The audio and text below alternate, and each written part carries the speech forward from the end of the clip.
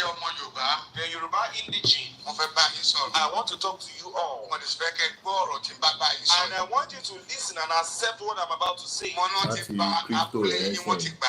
said they're already usurping you from your villages all over Yoruba State. In Ogun State, Osun State, Ondo State, Anambra State, even Anambra State, even the Igbo lands as well.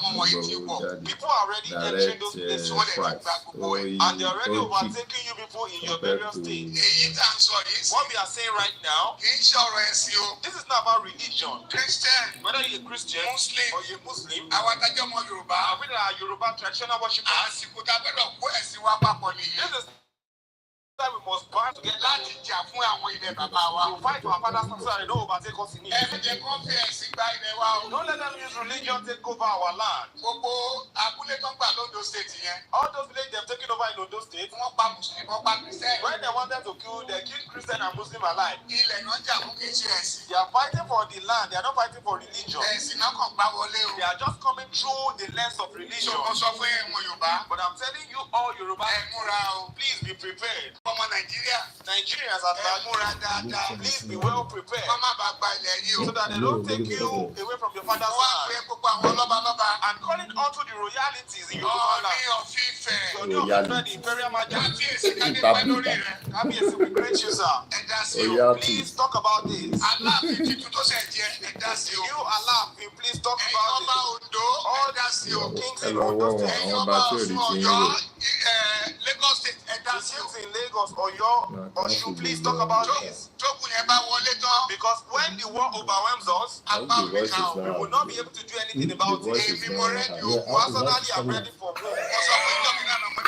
I told you the last time that you fortify yourself. Some people will say, why will the pastors utter that kind of statement? Please go and fortify yourself. Because when war comes, I will drop my Bible. I will go. When did Christianity come into Nigeria? 1842. It came in 1842. That was when it came in. And the first person to compile the Bible, his name is Williams. They killed him on the 6th, 1536. They brought in the person that compiled the Bible for us. So don't let us put religion into our culture or for fight for our father's land. I will fortify myself and I will be a leader. And if you can fortify people, fortify them. We will fight that war. I will drop my Bible because of my father's land. Because the Bible says it. Hebrews 6 verse 1. It says, set aside the teachings of Christ and let us do what is wrong. We will now put it aside. Let's fight for our father's land. And we tell Jesus to help us. To help us in the war for our father's land. That's what we are going to do. Moki Bugua, as we are kicking start our Sunday broadcast, I need 60 minutes. Nitori Asikowa. There is no land called Nigeria. There is no language called Nigeria. But I know people call Nigerians. We are only deceiving ourselves. We are not Nigerian. Okay, where is Nigeria as a country?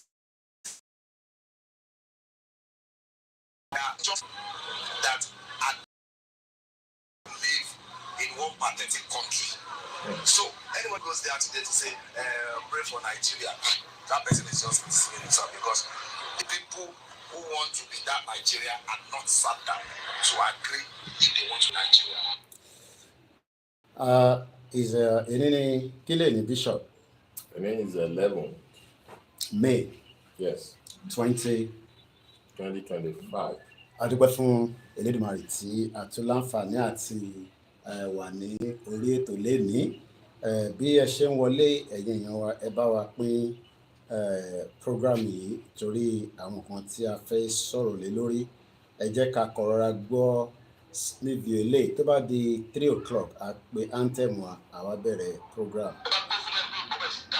Wọ́n ní mi sí ìjọba, mò ń lọ ń dá sí nǹkan tí ó kàn mí, ṣùgbọ́n tó kàn mí mo dá sí tó pọ̀ mọ́ Yorùbá ni mí. Bí ìjọba bá wà tí ò sí ẹ̀tọ́ tó yẹ kó ṣe fún aráàlú tí wọ́n dìbò fún tó jẹ́ ìjọba lé lórí. Tí ààbò bá sí fún aráàlú tó lóò sí ìjọba lé lórí aráàlú dìde fúnra ẹ̀.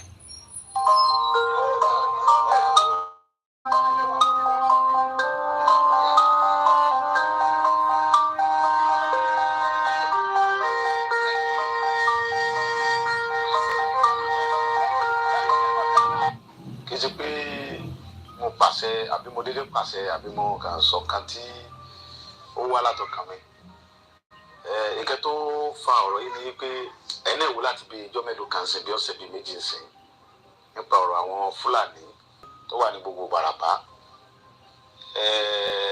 Ẹ wo dókítà wa Dr. Fatai PhD doctor ọmọ Yorùbá tó kàwé tó gboyè ó wá lọ sí lóyìnbó ní àìníye ọdún ó lọ ṣiṣẹ́ ó wá dé okòwò dé ó wá lọ lu bàbá ẹ̀ ní gàngàn ó dá oko àgbàdo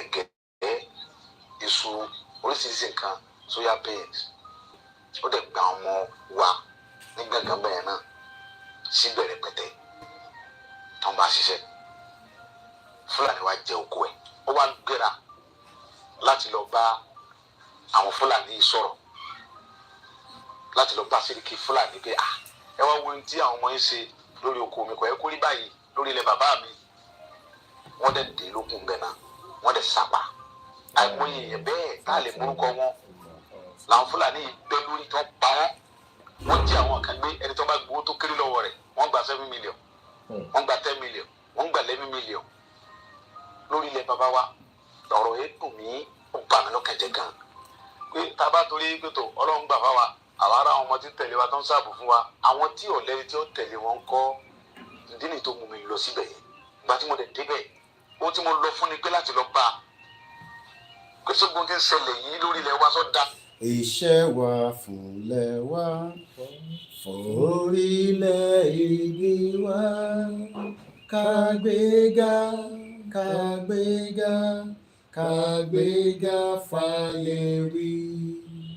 Ìgbàgbọ́ wa ni pé bá ti bẹ̀rù làbọ̀ mọ́ ká ṣiṣẹ́ ká ṣiṣẹ́ ká ṣiṣẹ́ ká jọlá ìṣọ̀kan òmìnira ní ẹ jẹ́ ká máa lépa tẹ̀síwájú fọ̀pọ̀ ire àtòhun tó dára ọmọ Oòduà dìde bọ́ sípò ẹ̀tọ́ rẹ ìwọ ni ìmọ́lẹ̀ ògo adúláwọ̀ àwa ni ìmọ́lẹ̀ ògo adúláwọ̀.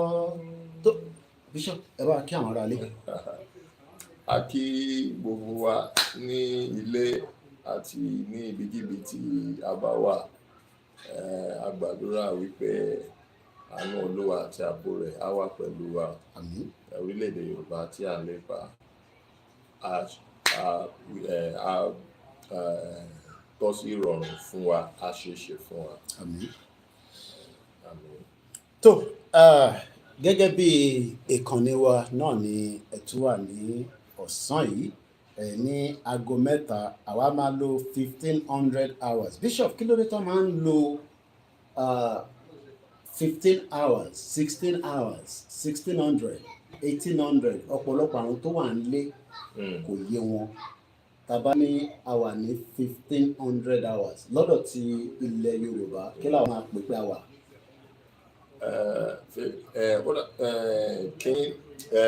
Longitudinal time zone nítorí ní ọ̀dọ̀ tiwa we are 12 hours ahead of the West. So time zone tiwa yàtọ̀ sí títí wọn. So wọ́n ti longitudinal line tó gba longitudinal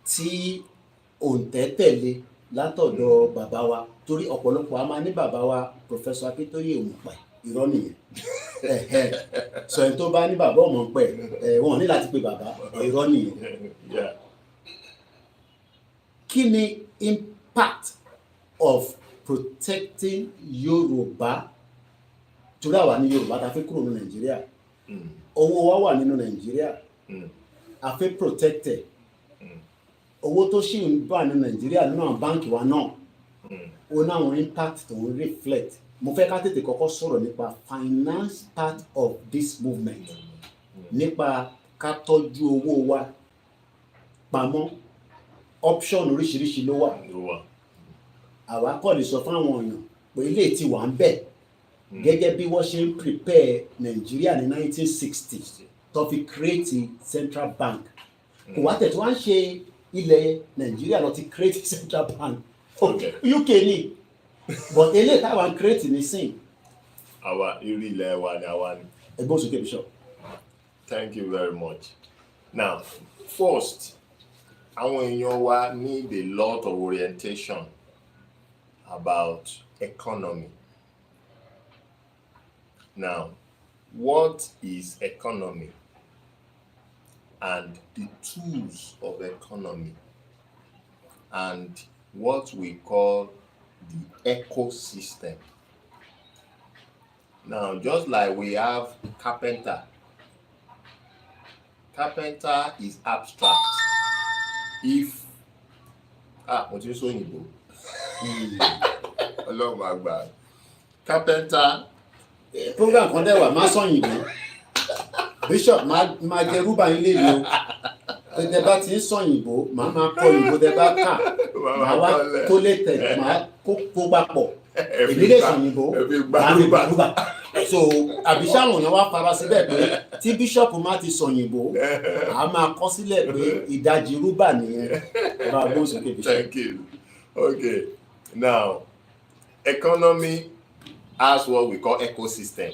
Ecosystem ni àwọn èèyàn tí wọ́n wà lábẹ́ ọrọ̀ ajé yẹn. Economy ni ọrọ̀ ajé. So economy ọrọ̀ ajé ó dàbí carpenter. A ò lè di ọrọ̀ ajé mú. Bẹ́ẹ̀ ni tá bá rí carpenter a ò lè di carpenter mú. But ó ní tools ohun èlò tí ọrọ̀ ajé ń lò ṣiṣẹ́. For example, carpenter ń sìn tools tó máa bá fi ṣe furniture yín òun ni hammer, saw, pinches and co. Those are the tools of a carpenter. Á dẹ̀ fi ṣe furniture work. Economy, one of the tools is currency. Economy itself is abstract. Tàbí ọrọ̀ ajé fúnra rẹ̀ kì í ṣe ń ta lè gbà mú báyìí. But tools ohun èlò tí ọrọ̀ ajé ń lò fi ń ṣiṣẹ́ òun ni owó jẹ́ ìkan owó. Now àwọn èèyàn tí ọrọ̀ ajé yẹn tí ó ní ipa lórí wọn ipa lórí wọn they are called the ecosystem. Òun náà ṣe ní pé Nigeria has the biggest economy in Africa. They are talking about the ecosystem.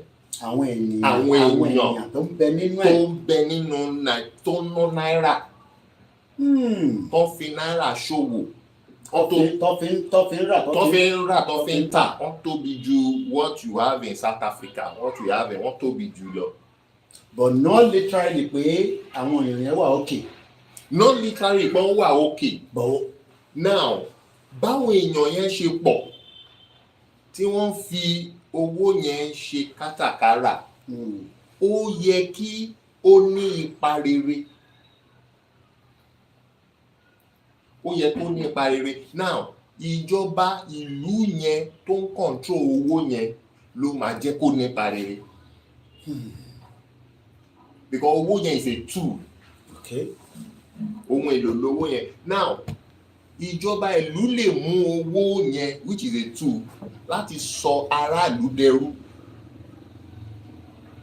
because they are using the tools. Wọ́n á máa kéré orí ẹ̀ àwọn aráàlú á máa ṣerú fún sí ìjọba yẹn. ìjọba ìlú tó bá dẹ̀ fẹ́ràn aráàlú ẹ̀ ó lè make sure pé tool yẹn jẹ́ oríire fún aráàlú tó ń ná owó yẹn, the ecosystem to benefit. Òun lẹ ṣe rí Britain wọ́n prefer láti increase tax ju kan devalue pounds. Wọ́n ní devalue ẹ̀ láéláé láyé. They want that pound to rule over Europe, to rule over Africa and other this thing. Òun lẹ ṣe rí tó fi tipátipá gẹ́ra wọn kúrò lábẹ́ European Union ní 2016. because the pounds, the euro is dragging the pounds down almost to the same. Then it will useless pounds and become euro. Then wọ́n kọ̀ pa pounds ní gbogbo wọn kó máa ná euro. So Britain look at it and say no, àwọn lè gbà. They have to go away. They are jealous of the ecosystem and they want to protect it because wọ́n mú ọrọ̀ ajé tó dá wá fún wọn. They are not selfish people. But the issue with Nigeria is that Nigeria uses Naira, a tool, to subjugate its citizen to poverty. Àwọn query, how economy works is this. Ìlú wọ́n ṣe kátàkárà ni. Ìlú èrè, ìlú bírè. Ìlú A gàrí lẹ̀ ń tà. Ìlú B ẹ̀yin ń ta sẹ̀mó.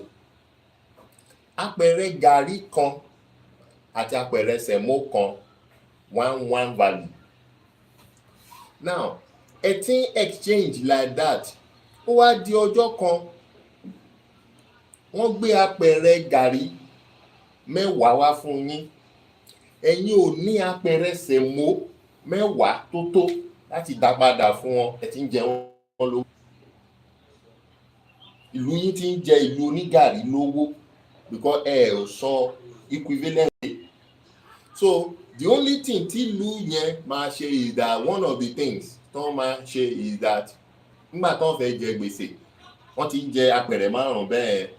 Wọ́n lè wá sọ fún ìlú onígàrí wípé kì í ṣèjọba nìkan ló ń ṣe kátàkárà, àwọn aráàlú náà ń ṣe kátàkárà pẹ̀lú aráàlú yín.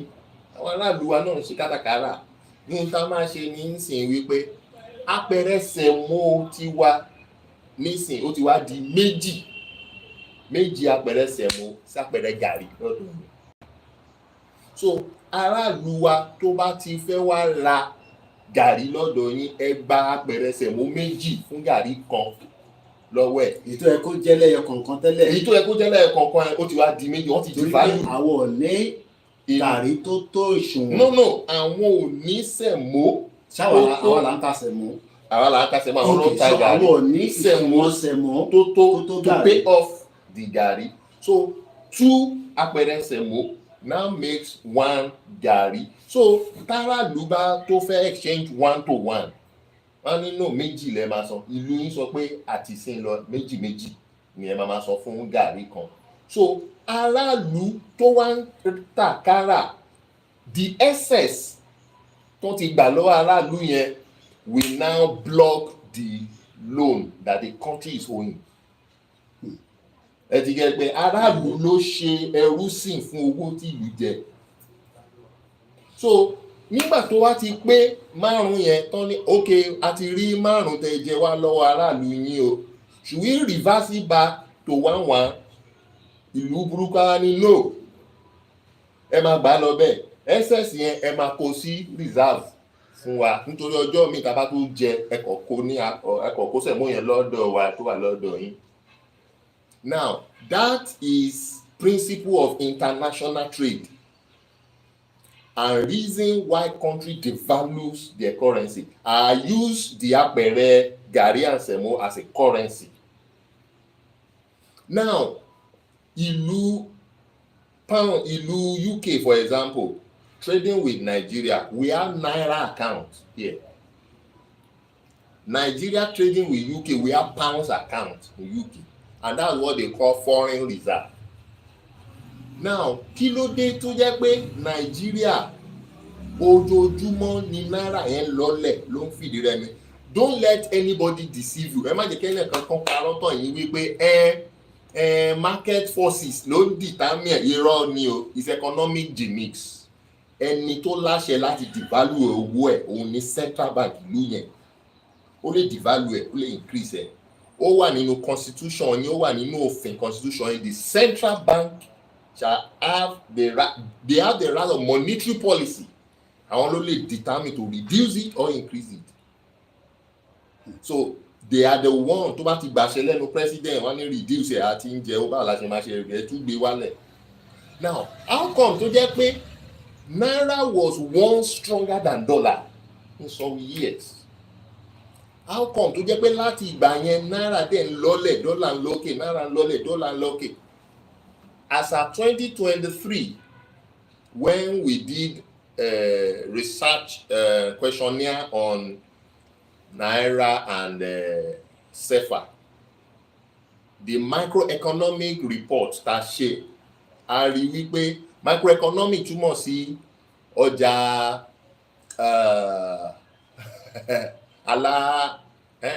aládàáni is a big something kékèké àwọn olókòwò kékèké olóko kékèké à ń tata, à ń ta irú, à ń ta tomato, à ń ta ẹ̀fọ́, àwọn ọjà kékèké wọn they contribute 75%. Microeconomic contribute 75% of national growth. So kì í ṣe wípé ìjọba ìlú gan ló ń tà ló ń rà ló ń make owó rẹpẹtẹ, àwọn ọjà kékèké tára ló ń tà ló ń jẹ́ kí ọrọ̀ ajé ńlá máa wò ní. Because the people, the ecosystem is big, is bigger than the government. Thomas sọ wípé kí Tinubu jáde ń sìn kó àdírẹ́sì gbogbo ọmọ Nàìjíríà physically ó máa dákú. It cannot control the heat tí gbogbo aráàlú jáde kò tiẹ̀ lè rí ibi tó máa pín sí. And these are the people making transactions daily in the name of Nigeria using naira outside with dollar, with bank and so essence orí ẹ̀ ó dẹ̀ ń wọlé fáwọn kólóm. Mo fi ìkan ṣe example when I was doing a seminar ní ibì kan, so mo sọ fún wọn about reason why you should move your money away from naira now, or you need to survive in Nigeria, you need to be earning in forex. You need to be earning in a forex or move your naira to a convertible currency. You can't survive earning naira in Nigeria. There is nothing the naira could buy, and the government deliberately do that.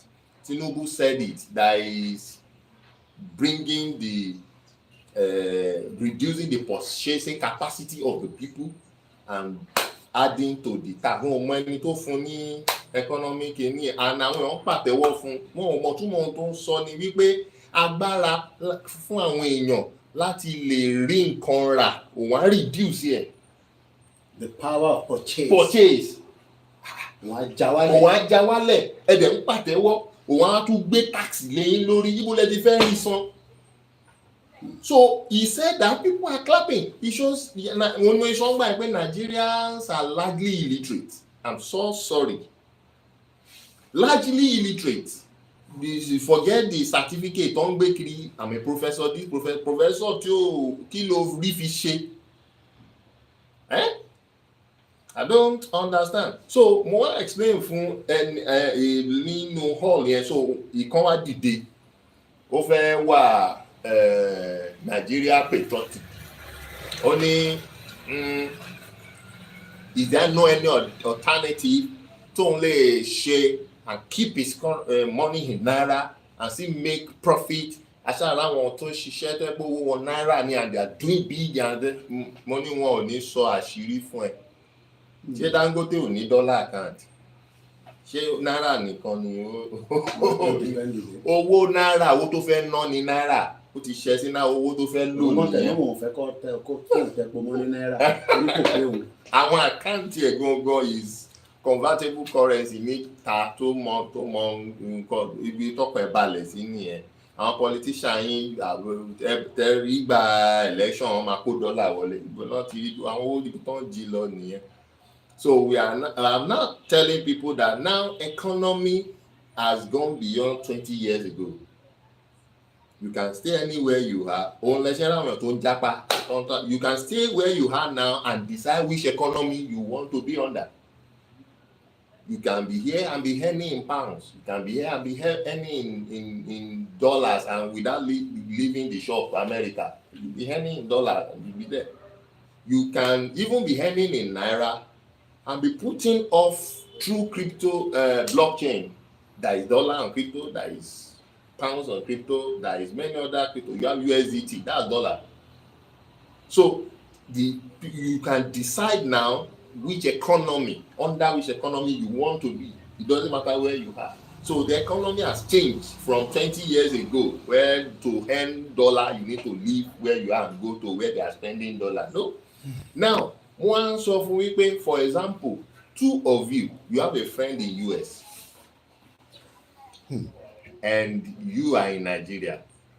Now, in the international market, they now call two of you for employment. Two of you, they now say, well, stay here. Now, two of you are going to dig well for us. And the value of the well is just one. That we are going to pay you according to the currency they spend in your country. And you agree. Now, when you finish digging your own well, they say, what are you spending in your country? You say naira. They give you 1 naira. Your friend from America now finish his own well. They say, okay, what are you spending in your country? You say dollar. They give him $1. And you did the same job. You did the same job. And the international market is faithful for giving you 1-1. That's the agreement, 1-1. Now, when you get to forex market, forex will be telling you, any to buy $1 only larry do. So if you now ask why, they will tell you, country ti what you want, Nigeria ti what you so you want láti ṣe like digging that well 1,600 times to lè bẹ́ pé. Hey, Bonnie, because 1,600 naira is $1. So your country is the one who subdue your prosperity through the tools, and they get the excess. Bishop, to your counterpart. So what possible way still remain in Nigeria? We can be financially buoyant with our GDP compared to any other country. Tabashi insists, found to insist that our accept about one Nigeria. But for those that still want to remain one Nigeria, what will be their finance within the next 10 years? When you talk about Nigeria GDP, that's why I'm laughing. Like it's only a fool that Nigeria can be deceiving with. He has a GDP. Nigeria is not producing anything. How will he have a GDP? Nigerian government cannot even produce the crude oil that they have. Crude oil, during the report came out before Buhari left, that the oil well has been mortgaged 20 years ahead. That means wípé àwọn ihò tó ti ń fa epo rọ̀bì yẹn wọ́n ti fi yáwó 20 years ahead. Epo tó ń gbọ́n bẹ̀ Nàìjíríà kọ́ ló ní. Òun lẹ̀rú ṣe ń bá àwọn pọ́n fẹ́ pín náà, wọ́n jẹ gbèsè. Wọ́n ti jẹ gbèsè nígbà tí Dangote ní kán máa ta epo fóun. NNPC yarí wípé wọn ò lè supply ní iye epo tó crude oil tó béèrè fún yẹn, nítorí crude oil táwọn ń gbọ́ yẹn wọ́n fi ń san gbèsè ní iye díẹ̀ náà lè fún bẹ́ẹ̀. Wọn ò ní enough crude oil dẹ̀ wà. Wọ́n ti fi yáwó for many years ahead, wọ́n ti gba owó ẹ̀, wọ́n ti ná. Such a spendthrift people in government. So ìyẹn ni wọ́n sọ̀rọ̀ GDP ìlú tí ò ta kankan, omi lásán ní Nàìjíríà ò ta. So how are they surviving? Òun ni iṣẹ́ tí kìíní tán gbé Cardoso sí náà káṣírí wọn lè máa tó. Òun ni ó ṣe dàbí pé náírà stable for a while. Kò stable o, on their money. Cardozo was able to rescue by calling also central bank the commercial bank wípé if you are investors ẹ wá kó dọ́là yín wá na central bank àbáyín dì mú after 6 months wọ́n fún yín ní return lórí ẹ̀ so owó forex tó ń ní yẹn náà pé aláta kó wá kó fún wọn so òun náà fi ń fún wọn ní interest lórí ẹ̀ now. That is not the job of a CBN, an apex bank. That's the job of commercial banks. All right. The commercial banks are not given, and to see wípé wọ́n fi iwájú gbowó wọlé wọ́n fẹ́ ìjì. It will not the same thing. Wọ́n fi iwájú gbowó wọlé pé à ń ṣiṣẹ́ wa ti gbowó wọ́n fẹ́ ìjì. In the sense that the commercial banks are the ones tó yẹ kí wọ́n kó forex fún. So if you operate. Yes. Now, if I want to buy anything in US, I can straightforward go to my bank and give them naira, equivalent the naira, pay America bank. Tí báńkì tó because báńkì abẹ́ Nigeria ó ń lo API central bank. Central bank dẹ̀ ni ó ní control lórí naira. So ìwọ ló tẹ náírà fún wa náírà ẹ̀ là ń ná mo fẹ́ ra nǹkan ní orílẹ̀-èdè míì tó ná owó mi ok equivalent owó yín sí owó yẹn náírà tẹ fún wa rè mo ti fún yín ẹ bá mi san owó fún orílẹ̀-èdè Nàìjíríà ò ní reserve láti san. ṣéèdì táwọn èèyàn ṣe máa ń struggle láti ra. Nàìjíríà ò ní reserve àti san. So àṣírí yẹn wá tú wọ́n wá sọ pé àwọn blọ́ọ̀kì gbogbo commercial bank wọ́n wá gbé òun náà ṣe fẹ̀yìn gbà jáde wọ́n wá pe àwọn bureau de change kan àwọn ọ̀rẹ́ tí wọ́n pé ẹ̀wá kàkàkà fún commercial bank a máa kó dọ́là pounds yẹn fún yín percentage tiwa rè ń bẹ̀ percentage tiwa ẹ ṣáà máa lọ ta níwájú báǹkì báyìí ní Nàìjíríà làwọn àbókí ti máa kó dọ́là dání ẹ máa wọnú báǹkì ẹ lè rí dọ́là.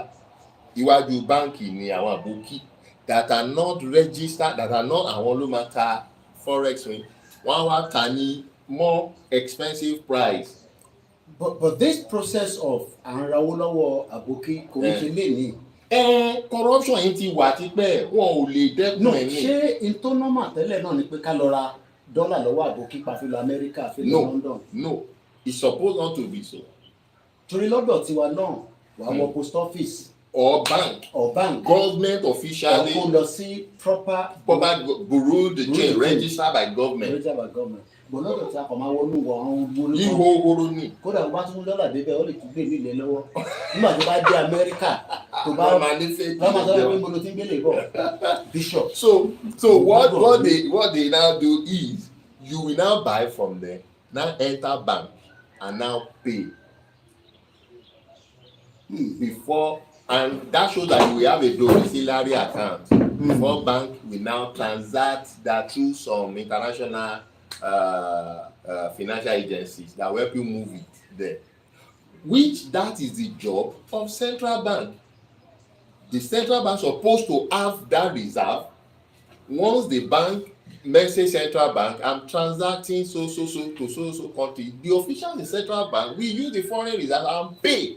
Because wọ́n ti gba náírà wọn padà and pay but they don't have it. So the central bank has been paralyzed.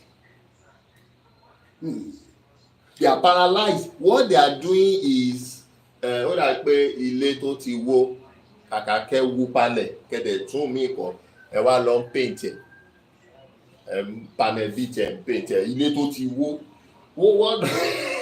Kí ni ẹ máa ní ṣe ìjọ to deceive people pé ẹ rí pé ó fine àwọn tó gbé ẹ̀ bá fọ́ náà máa ní ó fine but àwọn tó mọ òótọ́ wá rò pé ẹ̀ máa ṣe kí ni ẹ̀ ṣe yẹn fún ẹ̀ wọ́n yóò ti wó náà. Let's come to one of the most questionable question táwọn èèyàn máa ń béèrè ni pé ẹni ẹ fẹ́ gba country ẹni ẹ fẹ́ kúrò nínú country owó wo lẹ fi ná ìyẹn àkọ́kọ́ àti pé ǹjẹ́ owó tẹ́ fẹ́ ná yìí ǹjẹ́ ó ti wà níbì kan torí pé ẹ̀rí lè ná náírà mọ́ bóyá ní at immediate or at interval lọ́mọ máa ní ẹni tó ní náírà kó dá padà wá kó wá fi gba owó ilẹ̀ Yorùbá. Now àwọn ọ̀jọ̀gbọ́n wa ní ẹ̀yin tí ẹ̀ ń ṣe Yorùbá nation yìí tí a bá kúrò ní Nàìjíríà owó wo ni òṣìṣẹ́ máa ná owó wo láráàlú sì máa ná nígbà tá a bá ti exit Nàìjíríà àti reason tí mo fẹ́ kẹ́kọ̀ọ́ fi bẹ̀rẹ̀ pẹ̀lú Nàìjíríà ni pé fáwọn tí wọ́n sì wà gọ́lébù pé future kan wà nínú finance Nàìjíríà àti sọ̀yẹn ìyẹn kọ́ la torí ẹ̀ jókòó àwa kọ́ ni analysis Nàìjíríà àwọn tó ń ṣe analysis wà lórí mainstream media wọn lọ́hùn but èyí tó jẹ́ àwọn ọmọ Yorùbá lógún tí mo fi wá yín wáyìí torí mo wá yín wá ni mo wá yín wá torí a máa ń rí yín lórí fọ́nrán ni but mo wá yín wá ni pé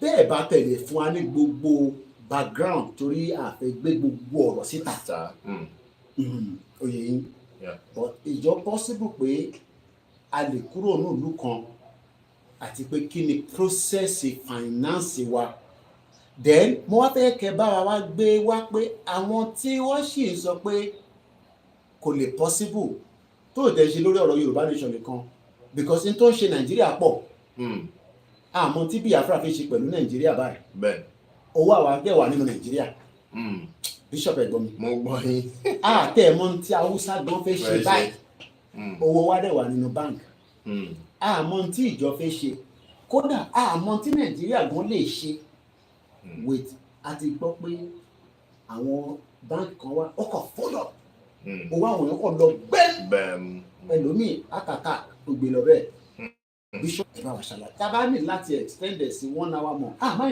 torí pé a lè má tún láǹfààní nítorí rally ń bọ̀ àṣìbọ̀ níbẹ̀ yẹn eléyìí kẹrin gbọ́dọ̀ clear kó lè wà documented mo dẹ̀ dúpẹ́ pé aláǹfààní àti rí yín. Now thank you very much ẹ ṣé. Now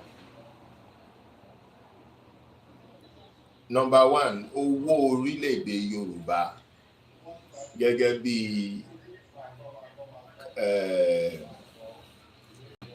gẹ́gẹ́ bí bàbá wa Professor Emeritus Adébánjọ Akíntóyè ṣe fọ́ǹtẹ̀ ìlú and was instructed by him on Yoruba and Dua gẹ́gẹ́ bá ṣe ní náírà and kọ́bọ̀ pounds and pence dollars and cents tiwa is Yoruba and Dua wọ́n yọ Yoruba yẹn láti èdè Yorùbá then wọ́n yọ Dua the coin out of Odùduwà. Now all that did not start from me. Ó láwọn àgbààgbà kan tí bàbá gbéṣẹ́ fún kan ṣiṣẹ́ lórí yẹn. We can mention names. Even Mama Wadene Fachakin was among those who worked Akolomba for kan ṣiṣẹ́ lórí yẹn. Pastor Kebiorun, many others. Ọ̀pọ̀ bẹ́ẹ̀ yẹn Prince Ọmọọba Àjọṣe and many others àtàwọn kan ní Canada gbogbo wọn. So there is a committee that did work on that and submit. Now we came in from when we want to execute because you can when you want to build a house you have an architect. Secondly, you buy a land. Then you call bricklayer. Bricklayer is the one that will look the architect work and now execute and construct according to the plan. So what we are executors, we are investors, we are businessmen coming in to effect the plan that has been on ground with Baba Professor Banji Akíntóyè. Tí bá gbọ́ yín dáadáa, bàbá fáwọn kan jọ. Wọ́n gbé task fún wọn bẹ́ẹ̀. Wọ́n parí task yẹn. Bàbá dé approve ẹ̀.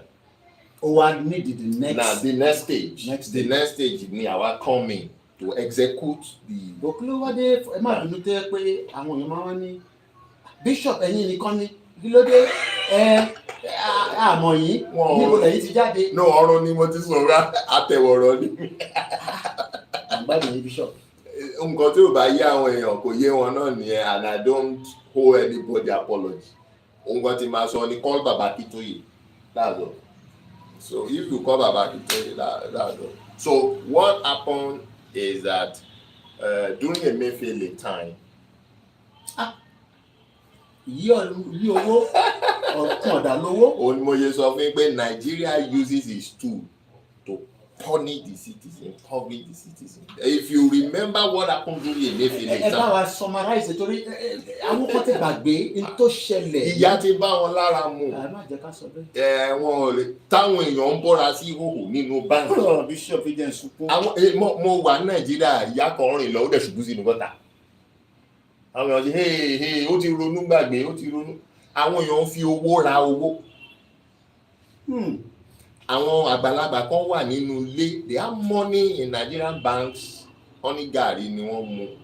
Gàrí yẹn gan wọ́n pe àwọn ọmọ ọ̀dọ́ wọn kó lọ bá wọn gbà. Àwọn àgbà míì they can't take it, wọ́n kú sórí bed. In a country àti agitate bá fẹ́ pín o. Nàìjíríà kò dá wọ́n fẹ́ ṣe election lásán, Nàìjíríà kò dára bó ṣe òun fún aráàlú ni. And you rely on such a country to give you a tool that will bring prosperity to you. Ẹ wo gbogbo owó tí Emefiele rí lórí náírà. Òun ló institute stamp duty to be percentage. Stamp duty were never to be percentage. Stamp duty is a fixed amount and only on current account. Ìwọ tó bá ní business account tó ń lo check. Emefiele ló sọ pé on all accounts, that's current, savings or anything, kò wá ṣe fixed account, ó wá gbé percent sí, ó ní 2.5% on every inflow. On every inflow, go send 1,000 sẹ́nìkan nínú Nàìjíríà kò lè pé 1,000 tó máa wọ bẹ̀. Now, gbogbo charges yẹn gbọ̀ngbọ̀ngbọ̀n all over Nigeria in a day. Can you count amount of money tó ń wọlé through the bank? Gbogbo yẹn central bank ń fa po kò rẹ̀ meet ẹ̀ fún government because the government himself is illiterate of what is called economy. Òun ló ń divert gbogbo ẹ̀. Owó tó wà lọ́wọ́ máa wọn ò lè gbà tán. That man náà lè gbà tán. Ó keep owó títí ó keep sọ́wọ́ àbúrò ìyàwó ẹ̀ gbogbo àwọn ọmọ ẹ̀ gbogbo abroad ó kó gbogbo ẹ̀ down ó kú lọ sàn. Then he decided to punish Nigerians by saying he want to change the colour. Ìyẹn náà fi fa owó ni. Nígbà tẹ́ lọ fi owó print owó iye kéèyàn fi 1,000 kéèyàn lóun fi print 200 naira. Ẹ gbọ́ mi. Mo fẹ́ print owó fún yín o, mo á mú 1,000 mo á fi print 200 naira. Ṣé májì yẹn tálì? Ṣé o ṣọ́ọ̀tì dàbò gé? Ó mú 1,000 naira ó fẹ́ lọ fi print owó jáde nígbà tó máa print 200 naira ní gbogbo tó fi 1,000 print. That's what he did. Now, so time ògbà yẹn, it was a terrible time. I think that's when Baba had to call me and discuss wípé a ní iṣẹ́ owó wa ńlẹ̀, it's called Yoruba and Dua. Báwo la ṣe lè ná? So because a ò tí agitate pé a fẹ́ break away, we are not at the edge of break off. Eléyìí ń ṣẹlẹ̀. Tá bá ti wà ní edge of break off ńkọ́? Nàìjíríà máa wá school yín. So we need to, so this is an eye opener that we need to have our legal tender functioning. So and I said that's right. There are two ways of owó. You can spend through crypto network, which is blockchain network.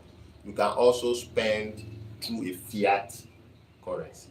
Now, a fiat, wọ́n tó ń pè ní fiat ní owó pépà tẹ́ ẹ̀ mú dání abẹ́ ìjọba central bank ìlú tó ń ṣàkóso ẹ̀ tó ń print ẹ̀ ló wà. òun ni bí náírà yín ṣe wà yẹn kò kọjá Nàìjíríà. Tó bá máa débẹ̀ ní ẹ máa change ẹ̀ ní sí sẹ́fà.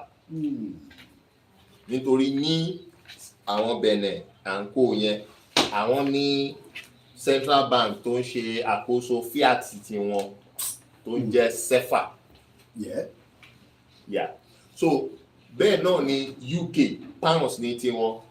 o lè lọ ná náírà lọ́hùn. Bẹ́ẹ̀ náà ní America dollars, China gbogbo ẹ̀ ìlú oníkálukú. Now so orílẹ̀-èdè Yorùbá a fẹ́ gbà á ni a ò tí ì gbà á, so a ò lè ná fiat. wá tá ṣì wà nínú struggle.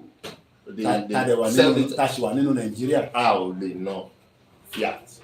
So but what about crypto network? Now that boils that pé a lè ná through crypto network because the crypto network is global and is legal. So kò sí lábẹ́ Nàìjíríà. Kò sí lábẹ́ ìlú kankan. Abẹ́ ẹ̀yin ìlú ẹgbẹ́ àbí organization tó gbà yẹn ẹni control ẹ̀. Okay, so nígbà tó dẹ̀ jẹ́ pé Yorùbá self determination ló ní Yoruba ló gbé project yìí kalẹ̀ á gbà fún yín. Then another thing is owó yìí ọ̀nkàn gba network owó gbé jẹ́ wọ́n máa block ẹ̀. Ó dàbẹ̀ tó lọ ra sim phone tó kọ̀ ra sim yẹn tí ó lò tó gbé lé wọ́n máa block ẹ̀ ẹlòmíì máa gba nọ́mbà. So tá a bá ti gbà institution yẹ kó wà tó máa bẹ̀rẹ̀ láti máa ná owó yẹn. You need to prepare your ecosystem. Gbogbo ọmọ Yorùbá is the ecosystem. Ẹ̀rẹ̀ ti ṣàlàyé fún wa tẹ́lẹ̀ pé ecosystem. Àwọn èèyàn tó wà lábẹ́ ọrọ̀ ajé yẹn.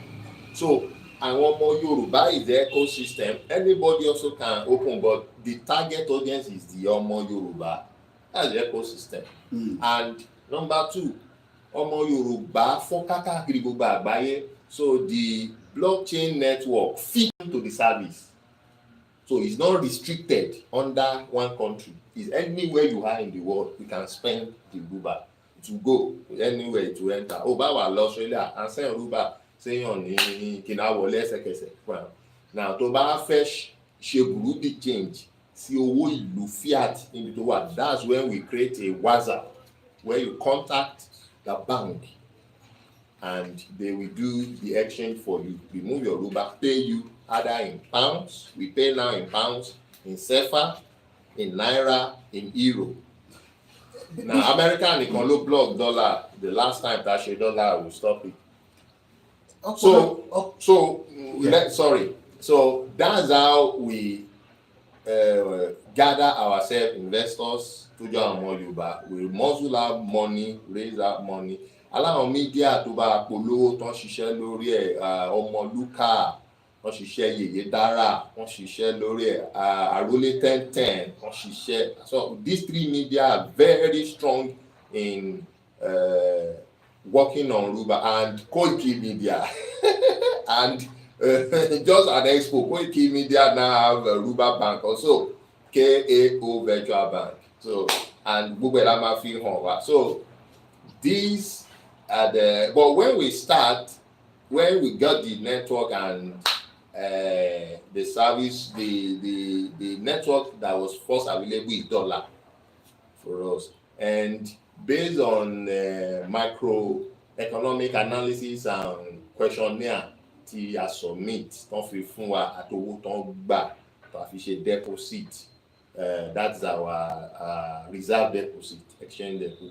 They call it exchange deposit because it's not yet a country. About the country central bank wa our open account wọ́n wá gbowó síbẹ̀. It's called foreign reserve, but for now it's an institution. So it's not yet a country, it's an institution. So it's called exchange deposit. So owó yẹn ni ó jẹ́ kí Yoruba kó máa yí padà sówó míì bá ṣe ń change to any other crypto. BTC ni ó máa convert ayé. and you can convert all that to Ruba. So now how nǹkan táwọn kan sọ is that how do you get the value to be $12? Number one, we are the tools of economy, which is Ruba currency, was factored to do strictly two jobs: to bring Yoruba people out of poverty that Naira has pressed them, to bring them out. Number two is to create is a stable currency, to create a good standard of economy for Yoruba person. And that's the reason any country tí owó ìlú ẹ̀ bá strong, investor máa wá bẹ̀. Because wọ́n mọ̀ wípé ibi báyìí tí bá ń ṣiṣẹ́ ń bẹ̀, tí bá ń gba owó ìlú wọn, tí bá gbówó yẹn jáde lọ sí ìlú ibòmíì rẹpẹtẹ ló máa dì. Òun làwọn èèyàn ṣe ń jápa ní Nàìjíríà lọ sí abroad, lọ sí ibi tán ti máa ṣiṣẹ́. Èèyàn tó wà l'Amẹ́ríkà ń sìn, ó lè send just few dollars sí Nàìjíríà, kó dé Nàìjíríà á di rẹpẹtẹ òun kò tó ra nǹkan. You can't cheat nature or economy. Rẹpẹtẹ yóò kọ̀ pọ̀ ní kò tó ra nǹkan. How much is a bread tí èmi nìkan lè jẹ? Is 1,500. 1,500 a bread ní Nàìjíríà tèmi nìkan lè jẹ. Okay, a litre of fuel ní Nàìjíríà is 1,200 naira. Okay, ní UK, what is the highest currency ní UK in pounds? 5 pounds. Now, ṣé 5 pounds yẹn lè fi ra 1 litre of fuel ní UK? No. Now, ogun ti débẹ̀, ogun ti ja Nàìjíríà. The highest currency in Nigeria is 1,000 naira. That 1,000 naira cannot buy a litre of fuel. It's 1,200. So you can know how Naira has been used to press the prosperity of the people, because they are under that ecosystem. Because they are under that ecosystem. So you cannot survive any Naira. Ó máa ṣiṣẹ́ bí kíní, ó máa jẹjẹ rírí ni. Àwọn tó ń kó èrè yín, àwọn ló wà lókè nídìí ìjọba. Now, so Ruba, when they finalize and confirm our report to them, they found out what we supply is true. And at that time, 3 years ago, the lowest Naira could buy is 50 naira. Nígbà 3 years ago, that is sugar didi, sweet, epa, 50 naira. But now it's 100 naira. But as at that time, we factor made out the lowest Naira could buy is 50 naira. Not even 1 naira, not 2 naira, not 5, not 10 naira, not 20 naira. It's 50 naira, the lowest Naira could buy, lowest commodity. Now, if a new money is going to be introduced to take the people out of that poverty, the lowest of that currency should start from the lowest Naira could buy.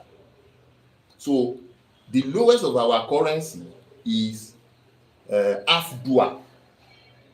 I mean, be half kobo, half dua, 1 dua coin. So that's why initially half dua was placed as 50 naira. Then 1 dua becomes 100 naira. And 100 dua makes 1 ruba. So 100 times 100 naira gives you 10,000. That was the reason 1 ruba was 10,000 naira 3 years ago when we started. It was approved for us, and they asked for amount of deposit that we measure that. So we raise money and deposit, we start the business. But Emma, 3 years ago to now, that time $1 is 750 naira or 700. Now $1 is 1,600. A ruba now is 23,000 naira. How are we going to know that is more than 100% devaluation? Within 3 years, Nigeria devalues the prosperity of the people, take it down more than 100%. How are we going to know that happened if we have not taken steps to measure the trend of the economy by what creating our own ecosystem, we wouldn't have known. Àwọn nǹkan máa pariwo ní nǹkan wọn, nǹkan ṣe kíní kan, nǹkan ọ̀ṣẹ́ ní wọn. Àwọn ìjọba yín ló ń tẹ̀ yín rì pẹ̀lú náírà tẹ̀ ń ná. So ẹ ò lè bẹ́gbẹ́ pé pẹ̀lú ará àta. You need to find a means of earning outside. Common sefa ń bì. Sefa ní ìlú Benin ń bì 10,000 naira is 320 or something sefa. So tó bá rò pé olówó ní ẹ̀sìn ó gbé 1 million naira ó ń bọ̀ tó bá ti wọ Benin wọ́n máa fún ẹ ní 300. Okay, tí mo fẹ́ fáfà náwọn tó ń gbọ́ wa mo ti get the reason that is sorry pé a gbọ́dọ̀ ní preparation látara pé agbàgbà fẹ́ exit. Àwọn tó jẹ́ the critics of this project pé kí Yorùbá ní our own structure, even if it's not perfect, torí àìtí lè ṣe àlè lọ ṣe báńkì kan nísìnyí ká gbé sínú Nàìjíríà káwá ní rúrú Ọlákúnlé whatever, it's possible. Even as a Koikimedia, we can't operate fully in Nigeria right now. No. We have rules, you know that. We have rules. Gbogbo àwọn báńkì tó ń ná rúbà wọ́n ti tó bí márùn-ún. Now, we have rules. They are all on virtual. Yes, but the near future, when we have get we're going to create an high street bank. Yeah. Okay, so now, why do we have àwọn tó wà critics? Wọ́n jẹ́ tó àwọn tó wà in the movement. So àwọn tí wọ́n believe in the movement. And the same people, whether in the diaspora or Yoruba land. Oh, there's in Yoruba land, diaspora no. Okay, we have PayPal. Is an individual that owns it. Yes. Has become a virtual bank of its own. Yeah. Because I have used PayPal 27 years of my life living in the UK. Mofin Raja, Mofin Taja, Mofin Bowo, Mofin Sonwo. Yeah. Right? Now, we have all these tap, lengthy, apart from even the Western Union and the West, and all the ones that we've known before. And these are private virtual banks that are operating. They are not operating in Nigeria because Nigeria is not a country. Yeah. Why then are we of critics against kí Yorùbá náà ní template tó máa operate parallel to our exit by the same people that say they want Yoruba nation. They want Yoruba nation. So now, thank you very much. That is a clear answer to the hypocrisy. We have a lot of people parading themselves as agitators of Yoruba nation, but they are liars. They are political frontiers. They are liars. It doesn't matter if you have seen them standing with Chief Igboho, they are looking for recognition. They are liars. Because ẹni tó bá fẹ́ òmìnira orílẹ̀-èdè Yorùbá, we do all it takes to make sure that, and that's why I don't bloody care. Ariwo sì máa pọ̀ nítorí àwọn nǹkan míì sì máa jáde. Àwọn nǹkan míì tí bàbá ti approve ó yá ẹ wá àwọn ẹ lọ ṣe ó sì máa jáde. Ariwo sì máa pọ̀. Eré ni àwọn I don't bloody care. Nǹkan tó máa dá ó láti ní critics. Nǹkan téèyàn bá ṣe tí ò bá dá kò ní ní critics because wọ́n á wò pé èmi ò ráyè tìyẹn kò dá nìyẹn. But tó bá máa ní critics wọ́n ti rí pé that thing is vital. Is vital.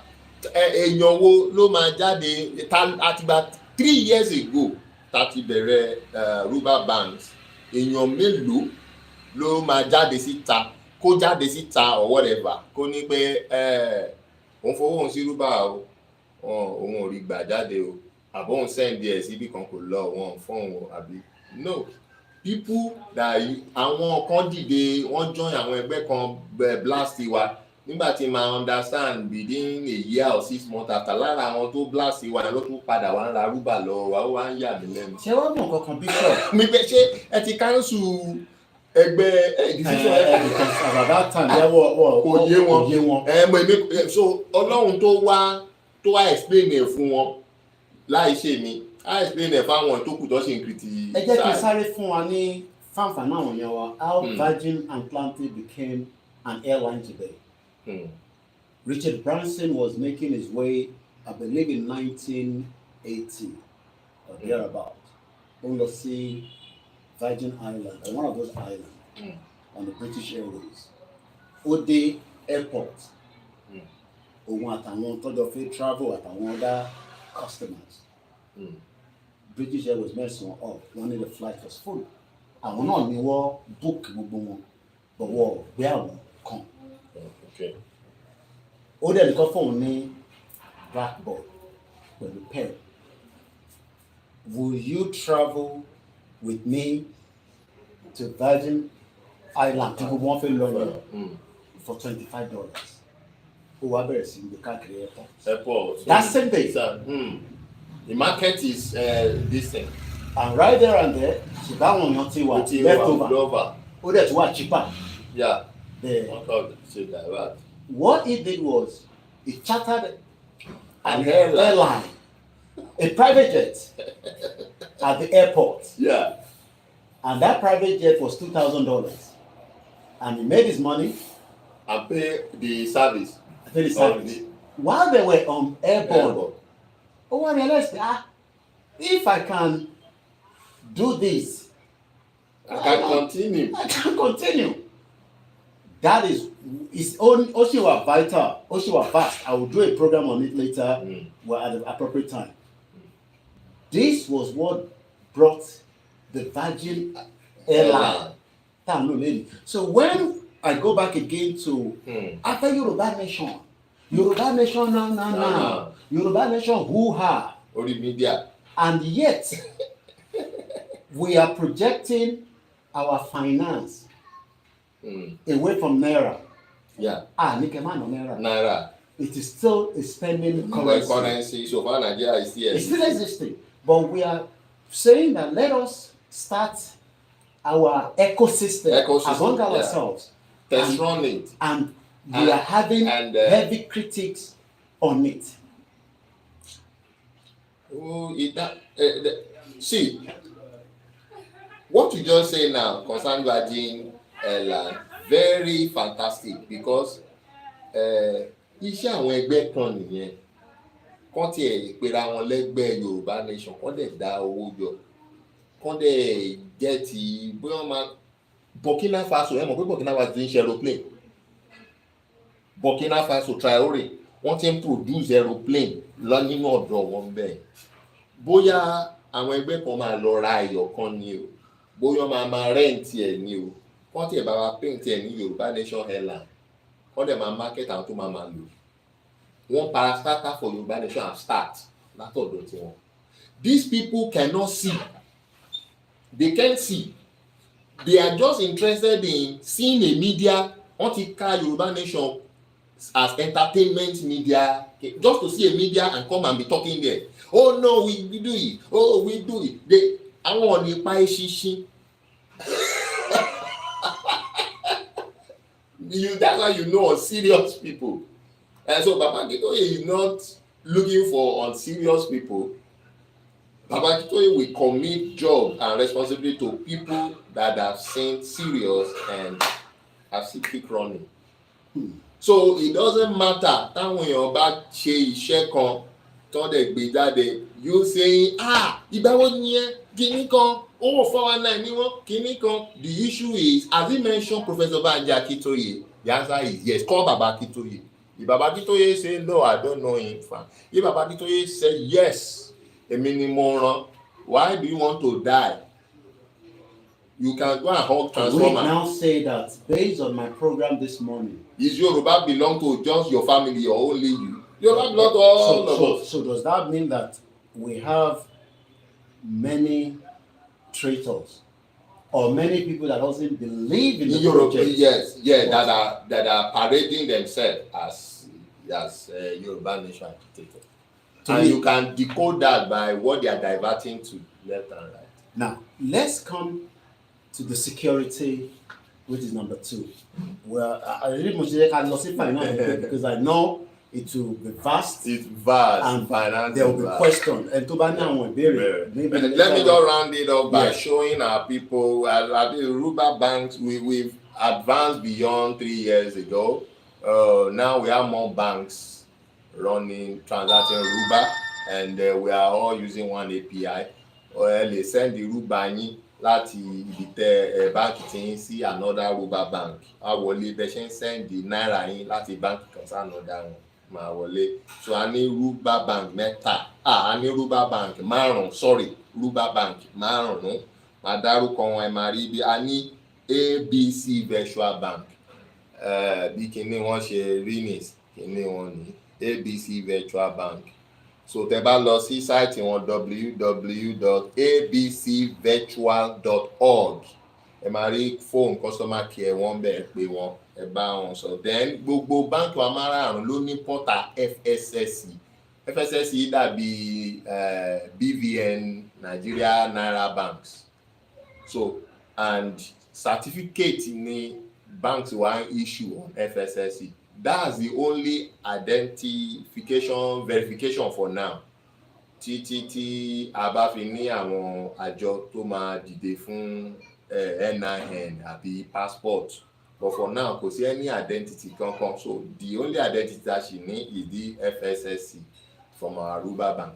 And it is verifiable on the Yoruba banks. Not only that you register any of the Yoruba bank tẹ́ bá FSSC protected ẹ tẹ kóòdù ẹni tẹ́ fẹ́ mọ̀ níbẹ̀ tẹ FSSC number ẹ profile ẹ rí ojú ẹ rí orúkọ ẹ rí date of birth ẹ rí ibi tó ti wá nílẹ̀ Yorùbá ẹ mọ̀ pé ọmọ Yorùbá nation all right. So it's verifiable, you can verify. So tẹ́ bá ti register Yoruba account yín ẹ gbé ìgbésẹ̀ láti get FSSC yín wọ́n bá ń ṣe wọ́n send certificate yín sí that.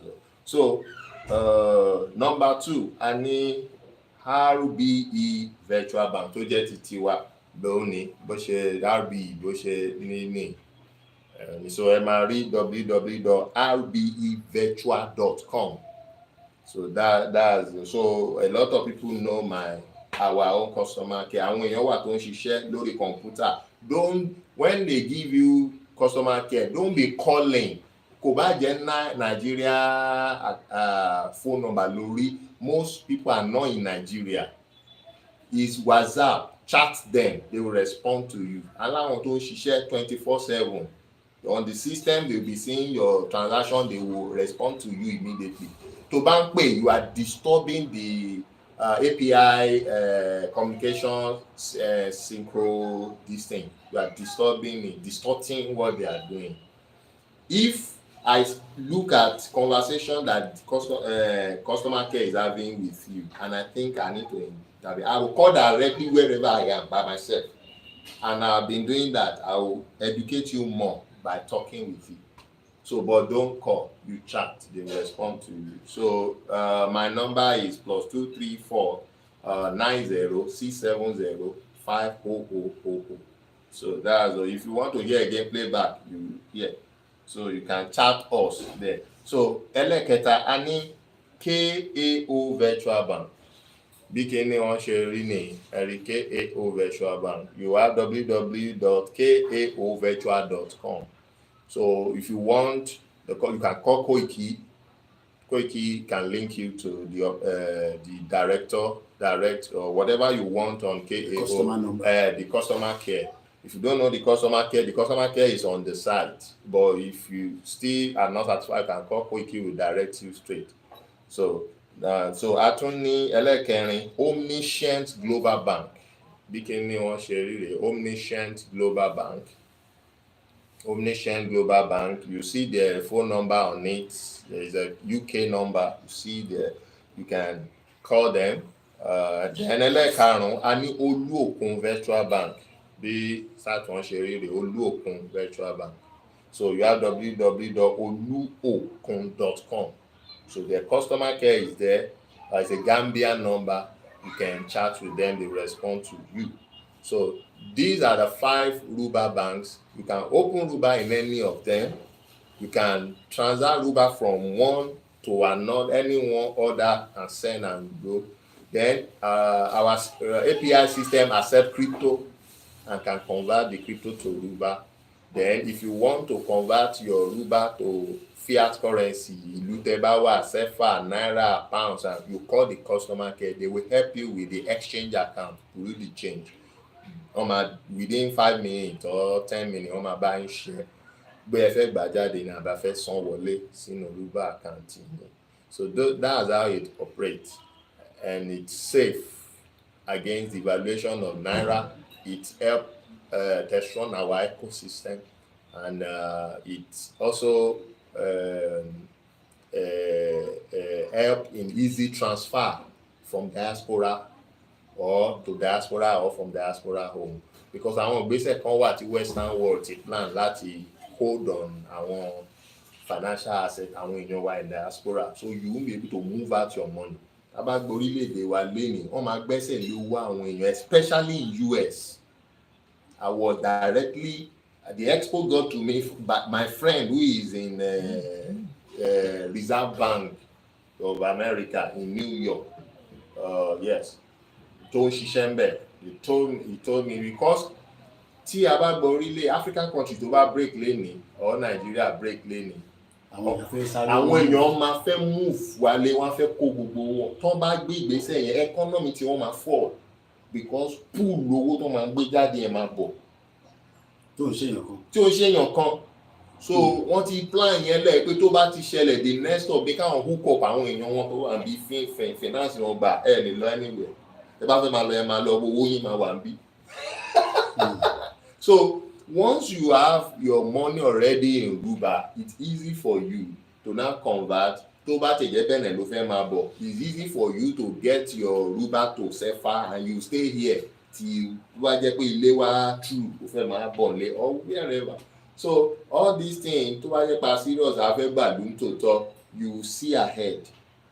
But a lot of people, they are liars. They are not sincere Yoruba nation agitation and all that. Let's go to the next one. Mo fẹ́ kí broadcast kó gùn púpọ̀, even though we've done an hour already. A dẹ̀ ṣe ní 2 areas mo fẹ́ ká cover. Mo fẹ́ ká join it together. The importance of either we remain in Nigeria and we die in Nigeria. Sherry, we don't want to die, but we are going to die if we remain in Nigeria. Either one way or the other. Security in the economy is zero. Is zero. Security within the military is zero. Security within the ecosystem of our Nigeria people. marketing is zero. Because gbogbo oko wọn náà ti bàjẹ́. So when we are saying Bafigba country, Afidaduro gẹ́gẹ́ bí orílẹ̀-èdè, Afe become our own independent Yoruba country.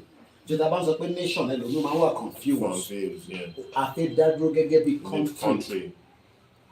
Báwọn kan ní náà, ẹ jẹ́ ká ṣì remain in one Nigeria. Kódà àwọn kan tẹ̀ ní bí Akí Tinubu bá parí iṣẹ́ tiẹ̀, kàwá ṣe think about security. Ta ló máa wà lórí ìtẹ́ nígbà yẹn?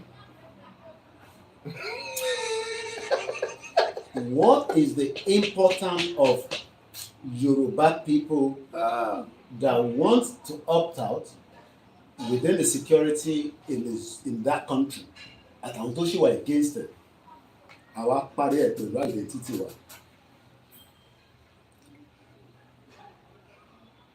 Ṣẹ́rí tí Yorùbá ò bá gbé ìgbésẹ̀ náà, tẹ bá tún ní ọmọ wa ní ẹ̀jẹ̀ ó ṣe,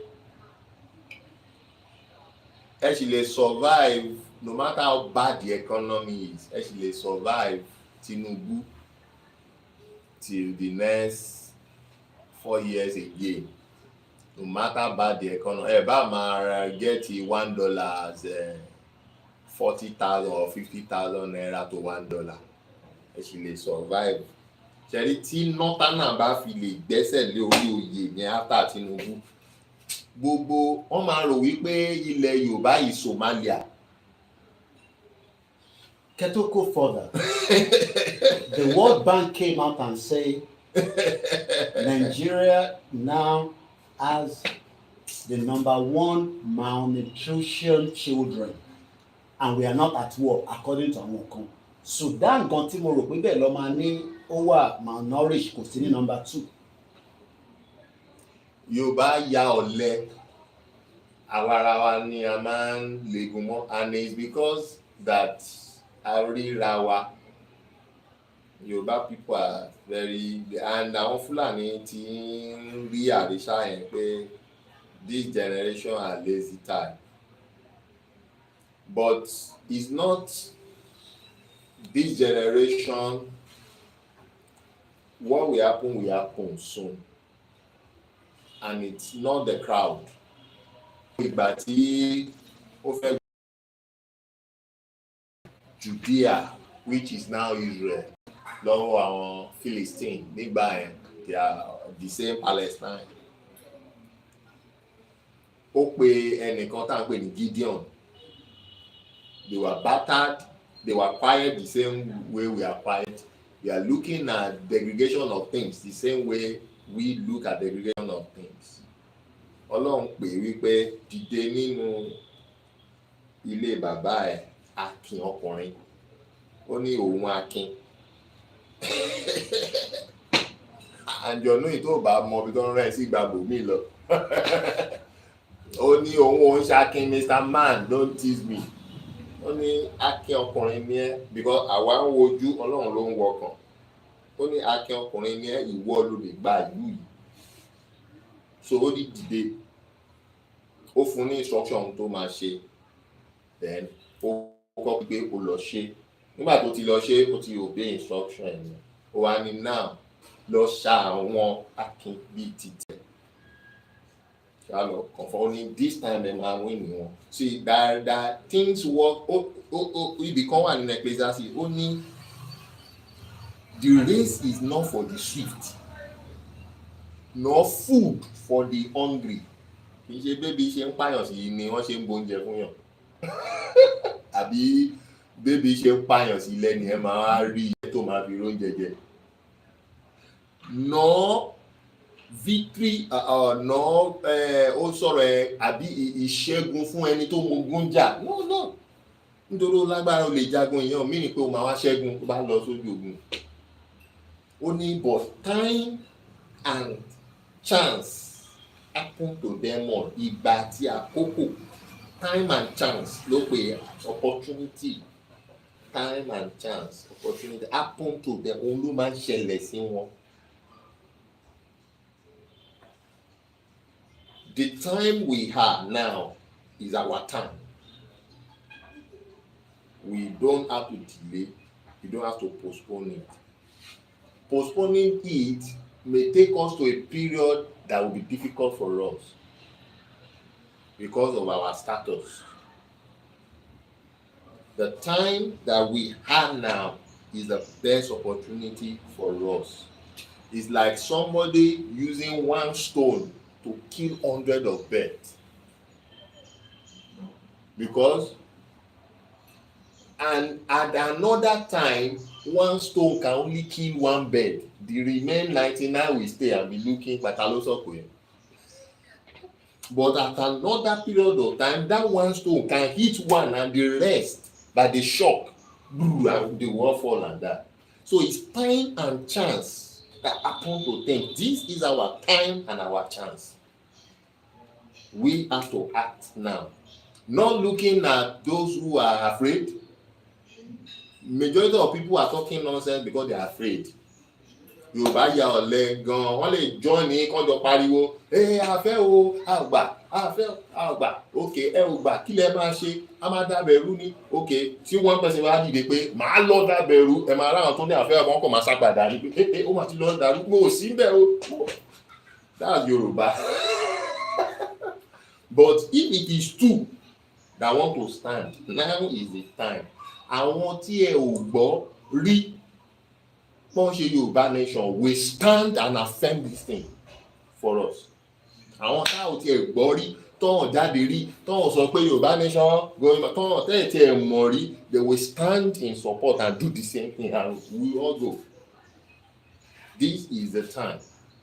So I don't want to go to spirituality and all that. That's why Baba is talking about your identity. Get it down now. Àwọn Fúlàní gan mọ̀ náà ṣe infiltrate yín, náà ṣe lọ ń jórúkọ Yorùbá, náà ṣe ń kera wọn lórí kìíní kan Yorùbá. And there was an evidence. Àwọn fídíò kan tí yẹn ní Fúlàní ni mí lọ́mọ jẹ́ Bọ́lájí. Look at that. Àwọn èèyàn rí fídíò yẹn evidence ni wà. Fúlàní ó jẹ́ Bọ́lájí. So they are doing that so that if what need to be actually be and will break, they want to stay in Yoruba land. That's the purpose. They want this place. They want to stay in Yoruba land. They want to be with you and do anything with you. So we are not saying, okay, you can't be with us, but you can't mix with us. We will track you, take your DNA, take your everything, we identify ourselves. That's why that FSSE, if you are not Yoruba, you can't get it. If you like, go and put your face. And if we have coded it, track your left retina, your DNA, tó o bá ń ṣọmọ Yorùbá, especially tó ń bí sórí ilẹ̀ Yorùbá. Ó máa mú ẹ á disqualify ẹ. Àwọn ọmọ tó sì jẹ́ wípé ọmọ Yorùbá ni wọ́n, DNA Yorùbá wà lára wọn tó bí sí ìlú bòmíì. Ó sì send comment. A máa sì pè wọ́n wípé kí ló ṣẹlẹ̀? Are you sure you are Yoruba? Bẹ́ẹ̀ ni, but I was born in California or I was born in okay. Then we brush it over all. Come on, please. So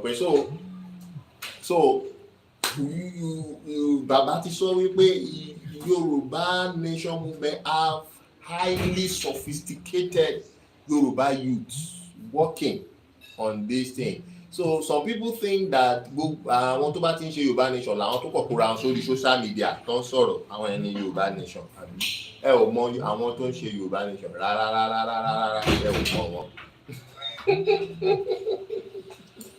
The identity to close this is very important. Shall we remain in one Nigeria? Can they protect identity? We can't protect our identity staying inside Nigeria. And our identity as a Yoruba indigenous person is unique. Our facial look is different. Àtẹ̀lé fídíò bàbá wa fẹ́ ṣe ìgbìmọ̀ ní Germany lánàá. Ó ní ìlà ojú òun passport identity. That the tonation, the way we pronounce and talk is different. So you can't get it twisted. So bọ́mọ Fúlàní ò bá máa jẹ́ Ọlátúnjí kò jẹ́ Fúlàní kò máa sọ̀rọ̀ a máa listen a máa mọ̀. But nevertheless, that's through skepticism. We are not functioning by that. We are functioning through high-tech identity system. It may start with FSSE, but you won't know what may come out tomorrow. Because I will not talk on that. Something very powerful is cooking, and it will come out. Thank you. Ká tó dágbére fáwọn èèyàn wa after this 1 hour 30 minutes, just within the next 5 minutes, àwọn èèyàn ní ṣé rally ló kàn, ṣé rally ló máa fún wa ní country, àti pé ṣé ilẹ̀ máa declare jẹ́ ká máa ṣe rally. Kí ló kàn tí ò bá kan rally? Baba Akintoye ma announce when it's time, and whatever Baba say we should go and do, we will do that. That's all. We leave the rest to go. Nǹkan tó bá wọn Nàìjíríà kọ́ ṣe. Ẹ bá wa kí gbogbo àwọn ìdádágbére fún wọn pé. Mo kí gbogbo wa o, ọmọ Yorùbá ní ilé lóko ní diaspora ní Nàìjíríà, so àbọ̀lọ́wọ́ wà pẹ̀lú wa o. There is only one leader, Professor Emeritus Adebanji Akintoye. Then you follow Chief Sunday Igboho. Any other person that doesn't listen, not because you see them taking picture or anything with them, that doesn't listen to the order of Professor Banji Akintoye and Chief Igboho. Stay back, stay off. We have a lot of people infiltrated now. Tinubu ti gbowó fáwọn èèyàn, wọn kíá tó bá ti jẹun ìní tó ti yó, wọn kíá ọ̀la tó la bá tún dé wá tó wá jáde Yorùbá nation. na ọbẹ̀. No, òun àti èmi àti Bishop Adesina náà ni a ti jọ ń fi ohùn sí ọ̀nà mẹ́ta. A jẹ́ kí the finance aspect yẹn kó gùn tó ló ṣe pàtàkì, security identity ó ṣe pàtàkì. This is different from Koiki calling into the show. Sure. You are right. Inside the show. This is not an AI video. No, because the technology is there. Okay, it's called wọ́n lò nígbà election àwọn kan lamẹ́ríkà. Although church in low. Omniscient or something. Where they bring that person right in there. Right in there, but he's not there. He's somewhere else. Why they máa wò bá òyìnbó? Nǹkan tá à ń sọ nìyẹn. Nàìjíríà ṣì wà nídìí paper filling. Tá à ń sọ̀rọ̀. So, Aki gbogbo èèyàn wa lẹ́ẹ̀kan sí, it's been a fantastic broadcast, and I hope you have learned a lot. And tó bá ṣì wà in doubt, this is not the time pé ká wà in doubt. More information will be brought out from all the media at the appropriate time. The time is unique, but right now we can't go further than this. Adúpẹ́ lọ́wọ́ gbogbo ọmọ Yorùbá káàkiri. It is quite lovely weather right down here in Africa. We pray that millions of you will return back home at the appropriate time so that Kibuwajo build the Ileba. Ole man no ṣe Yoruba nation kó máa tako the financial part of Yoruba nation. Ole no ṣe Yoruba nation kó máa tako security tí wọ́n prepare tí o fẹ́ mọ̀ tó dẹ̀ ní láti mọ̀ torí gbogbo akọ́ la máa wà níbẹ̀ ní òsínú security. Ole no ṣe Yoruba nation kó máa tako identity wa. These three things forms Yoruba nation, and if anybody that is part of the Yoruba nation movement is against it, you must well walk away about the country where you come back. Àwọn kan tiẹ̀ béèrè wọ́n ní is that Yoruba banks any benefit to Yoruba nation? Okay, yes. Ẹ má fún wọn ní ìgbìmọ̀ yẹn. Yes, mo kàn fẹ́ kẹ́ money, yes, because there is remittance or whatever you can call that support the YSDM purse to move the country forward. The Yoruba nation forward. So thank you so much. We will be back again. One thing is our job and our role when the rally is called is what you should think about, not what you want to do against it. What you can do to add value. Koikimedia, bringing the world closer to your doorstep. And on that note, maybe with somebody else or maybe with myself alone. But for now, we have to go because we are still on the move. Koikimedia, bringing the world closer to your doorsteps.